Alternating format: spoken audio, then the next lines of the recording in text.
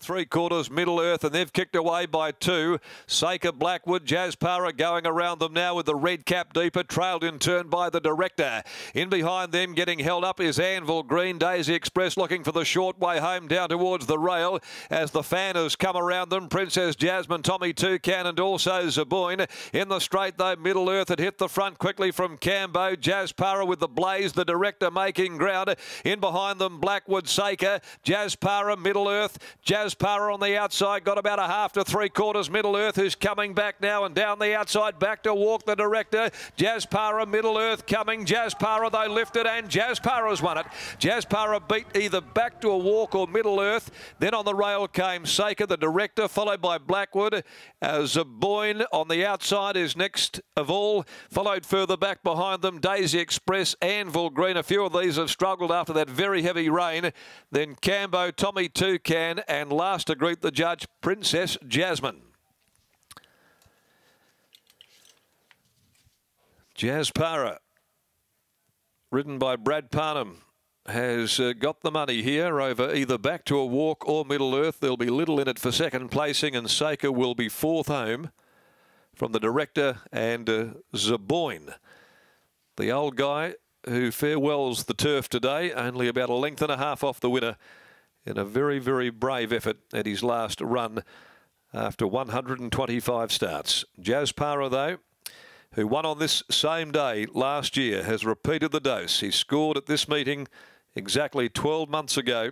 The Due Sasso gelding out of Sir Para for Ray Warren and Lex Piper. Brad Parnham has lifted this Keith Mifflin train gelding home to score by a narrow margin. Middle Earth, in fact, has got the nod for second. Middle Earth gets the photo by Blackfriars out of Perrette, Vaughan Sigley, Pat Carberry. And back to a walk, number 4, Artie Schiller, Satan's Kiss gelding, Gino Paletti, Sean O'Donnell, fourth in number 1, Saker, 5-8, 4-1 there to race 7. 5-8, 4 and 1, 5 from 32 for Jazzpara, and history repeats 12 months on as Parnham lifts him to victory over Middle Earth and back to a walk. Final event, 4:45, Perth Racing Club membership handicap, 1400, number 12, Express Boy, the scratching. 12 starters there as we prepare to go down now to the winners' enclosure. Margins coming to hand here pretty shortly. And the rain really having an impact there. A short neck and nose margins in 149.82 and 37.22. 149.82 and 37.22. The sectional, and it became a test of attrition. Adam over the final 200. Yeah, it certainly did. And Jasparo, we mentioned it as the horse loaded there, that it had placed on a heavy track before. These type of conditions weren't going to phase it too much. But Keith, you had to do a pretty tough job there. 3 wide the trip, carting a few up, but he just continued to knuckle down all the way to the line. Well, I thought he might have been too close. And hitting the front, he doesn't like hitting the front early, and he kept going. I didn't think he would. He is a quirky horse, isn't he, like that, where, you, as you said, you do like him being back, running on and just sort of timing it perfectly, getting his nose in front at the right time? Well, he's a chaser, so he's got away with it. As we said, these conditions, they don't bother him too much. Does he place on a soft track before, placed on a heavy, just gets through it quite nicely? So, he's got through. The win, it'd been knocking on the door for a little while as well, as you said, prior to last start when beaten the 10 lengths, which was a bit of a disappointing performance. The Luke Scold and Jatumi form lines, they'd really been holding up quite strongly. Yeah, he's always been around a place bar his last run. Are you going for a double here? Can Starkle do the same in these conditions? Well, I hope so. Best of luck, mate. Thanks. There's Keith Mifflin, winning trainer there of Jaspara. As he said, bit of a quirky animal, does need to time it perfectly. Brad Parnham out 3 wide there in these conditions. Not too much of a hassle, and just continue to roll nicely through the line there, getting the job done and breaking a bit of a drought for this horse as well, which had been racing well but hadn't won for a little while. We'll have a chat to Brad now, and Brad, conditions like that, I'm sure when the hail was coming down before the race, all you want to do is get out there and at least get a winner, because otherwise it's a bit of a battle out there.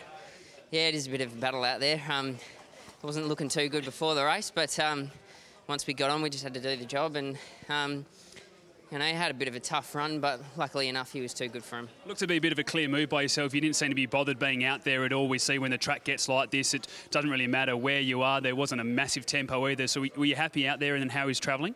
I mean, I probably would have liked to have got a little bit of cover just because the breeze, the strong breeze. But you know, I wasn't too worried. I know he's good enough to beat this sort of a field, and he's just got a lot of tricks, really. Like, once he gets to the front, he just likes to clock off, and so I always thought I'd still be there in the finish. It was just a matter of whether he wanted to put his head in front, and luckily enough today he did. Well, tell us a bit about that, because Keith said the same. He thought you may have gone too early because the horse does stop, but he didn't seem to actually put the skids on too much this time. You obviously had to go to work on him, but he did keep going a little bit.